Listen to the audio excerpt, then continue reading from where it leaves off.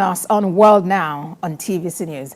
We begin here in Nigeria, where flood waters have rendered thousands of residents of Maiduguri, the Borno State capital, homeless, with their houses submerged. The flood, according to sources, is as a result of the collapse of the Alao Dam.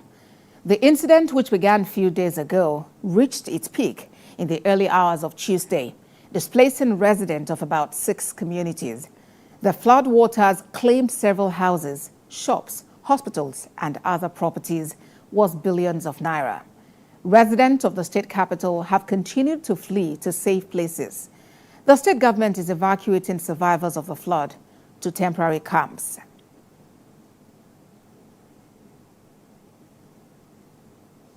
All right, our senior reporter, Funam Joshua, has been Jesse Tafida, has been monitoring the situation. He joins me now from Borno State for more.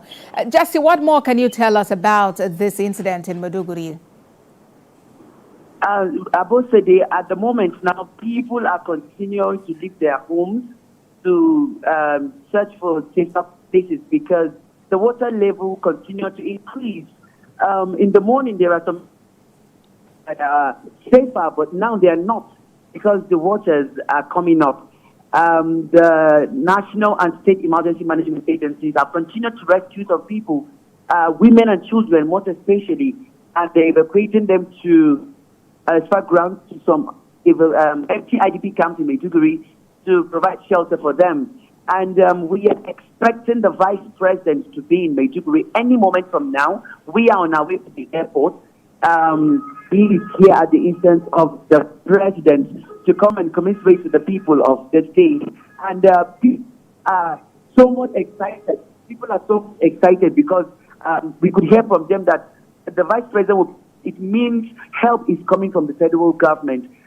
Those that are hopeless are now having some sigh of relief because they've heard that the president has given some orders to the National Emergency Management Agency to provide support for the victims. All right, but what's the general outlook, of Maiduguri as a capital city now? What does it look like in the aftermath of this? The aerial view of Maiduguri, the Borno State capital, shows that more than half of the state is being submerged with water. And these are public places, talking about the popular Maiduguri Monday market, hospitals, schools, shop worship places are all submerged. And those on safer places, you see them outside trying to help victims coming out from areas that have been affected to assist them with their clothes and anything that they can salvage. The Borno State Zoo, management of the zoo, have released a statement notifying residents that some of the wild animals are out and it's scary. People should stay in the confines of their homes. But people cannot do that. People are outside trying to render help to those that are affected by the flood. But alert has been given to people to stay safe because they're out in the state capital. All right, Jesse. And we hear this is the first time this is happening in about 30 years. Yes, this is happening 30 years ago. Similar incident happened in 1994 where some part of the Alao Dam was collapsed and then some part of the state was submerged, not at this. But this is what people say is mysterious because this is the first time there's been so much water covering the entire landscape. All right, Jesse, thank you very much for that update. We'll be back with you when the vice president arrives to get his message to the people and action that will be taken at this time to help those who have been affected by this flood. Thank you again, Jesse. We're still in Africa, but this time, a Kenyan hospital official says the former boyfriend of Ugandan Olympic athlete Rebecca Cheptegei, who killed her by setting her on fire, has died from burns sustained in the same attack. The marathon runner was ambushed by ex-boyfriend Dixon Ndiema as she returned home from church more than a week ago. He doused her with petrol and set her ablaze. Local administrators say the two had been in conflict over a small piece of land in northwest Kenya, where Rebecca Cheptegei lived and trained. Mr. Ndiema died on Monday night at the intensive care unit where he had been admitted with more than 30% burns on his body. Let's talk U.S. politics. The very first debate between Democratic Party presidential nominee Kamala Harris and the Republican Party's presidential nominee Donald Trump is scheduled to hold today. President Joe Biden's poor showing in the first presidential debate in late June created a lot of pressure within the Democratic Party that led to him stepping down for Kamala Harris to pick up the baton for the presidential race to continue. We have a report on this. As the clock ticks towards the hour of the debate, Americans will say they want to know more about Kamala Harris and the potentials of her targeted policies, as well as the form of change her leadership could usher into America, would have her speaking to burning questions on the lines she will tilt the nation towards if she wins the #1 seat. Today we're delighted. For the former U.S. President Donald Trump, the debate could probably provide an opportunity for him to respond to issues brought to the spotlight by Democrats in their high-energy convention, which dominated international politics headlines. Although he is known for setting the terms of political conversations, he is not widely expected to throw Vice President Kamala Harris, a former attorney, off balance. The two candidates have used different ways of preparing for today's event. Vice President Harris has been in Pittsburgh, near Philadelphia, holding mock debates and reviewing her policy proposals. This move has also allowed her to campaign and benefit from some local media coverage in the largest and most crucial battleground state of Pennsylvania. Donald Trump has been holding more informal sessions, including reviewing his positions on key issues. Early voting is set to begin this month in some key battleground states, including Pennsylvania. International trade, immigration, border security, health insurance, the war in Gaza, and the war between Russia and Ukraine are amongst matters expected to be on the front burner. The debate could help set the political environment for the last 2 months of the 2024 presidential race. It will also be the last chance for the two candidates to reach some voters in states where every vote matters. Now they're trying to say she never was the border czar. She had nothing to do with the border. She was the border czar. For an in-depth discussion of latest developments in U.S. politics, I'm now being joined from Houston, Texas in the U.S. by a global affairs analyst, Ibidolakwa Ajayi. Thank you for joining us on Well Now. It's showdown day. What are your expectations? Thank you for having me. Indeed, it's going to be fireworks tonight when former President Trump and Vice President Kamala Harris face off on a nationally televised debate on ABC. I expect it to be very, very feisty. Everyone is expecting Donald Trump to come back on the stage and be his usual self, but I suspect it's going to be tough this time because he's facing off against a woman that is framed to be a very good prosecutor and who is going to be looking to take him to task on all his records.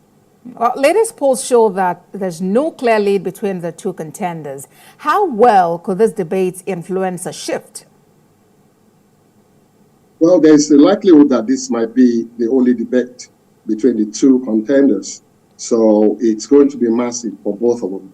For Kamala Harris, she needs to use it as an opportunity to introduce herself to a lot of people that do not yet know who she is or what she stands for. Well, they know she's the vice president. But the polls show that 28% of Americans are still not too familiar with her position on a lot of issues. So she has to use the stage tonight to explain her economic policies, her policies regarding immigration, and all the areas that people are concerned about. And I expect also to focus a lot on women's rights, the rights for a woman to have the kind of healthcare that they want, especially in the case of abortion, which is a very hot topic here in the United States. So she's going to use that opportunity to introduce herself to a lot of people. I expect that she will try and stay out of engaging with Donald Trump, who is going to try and get under her skin as much as she's going to try and get under his skin. But this is an opportunity for Kamala Harris to introduce herself to the vast majority of Americans, especially as they are doing this in Pennsylvania. So it's going to be interesting. Donald Trump, a lot of people already know what he's about, so he's very, very familiar with the stage, given that he just debated Joe Biden in June. So he is going to come in. We might not know which Donald Trump will show up tonight, but we expect that he's going to be his boisterous usual self. But this might be the only chance we get to see the two of them go toe-to-toe. Expectations are really high. But let's talk about the debate rules. No audience, no notes, microphone to be muted when it's not candidate's turn to speak. What's your take about these rules? Interestingly, these were rules that were asked for by Joe Biden because they want Trump to, hug the whole debate to himself. And when Kamala Harris became the candidate, they wanted that rule reversed because they were looking for opportunities for Trump to talk himself into trouble. But as things stand, that rule is going to stand for tonight's debate. I think it has its pros and cons. In a way, they cannot interrupt each other when the other person is speaking. So each of them will have an opportunity to deliver the message they want to. And they can possibly not have an opportunity to question each other. So really, it's going to be who follows the rules the best that might come out looking better, given the stated rules. All right, and the debate is holding in Pennsylvania, one of U.S.'s key swing states. What's your take about the choice of Philadelphia, Pennsylvania for this crucial debate?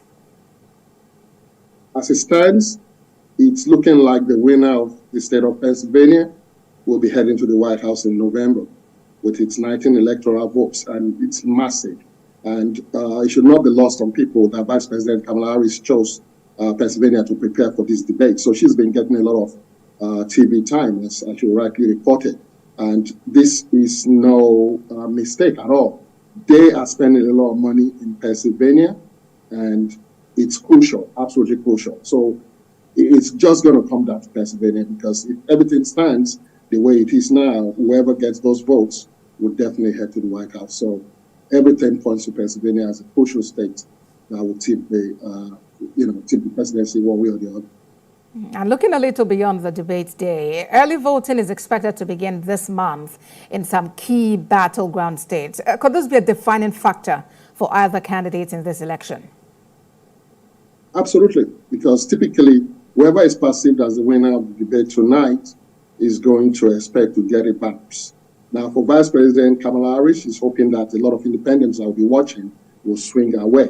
And if that happens and they go to the polls early, she could get those early votes. Typically, the way elections go in the United States, especially presidential elections, most of the voters that show up on the day, typically Republican voters. So she will hope that she gets a lot of early votes that will now come in and probably negate the count on that day. So it's very important for her to get her message across to state to topic and basically win as many people as she could tonight for her side. Global Affairs Analyst Ibidola Kwajayi, thank you so much for talking to us on World Now.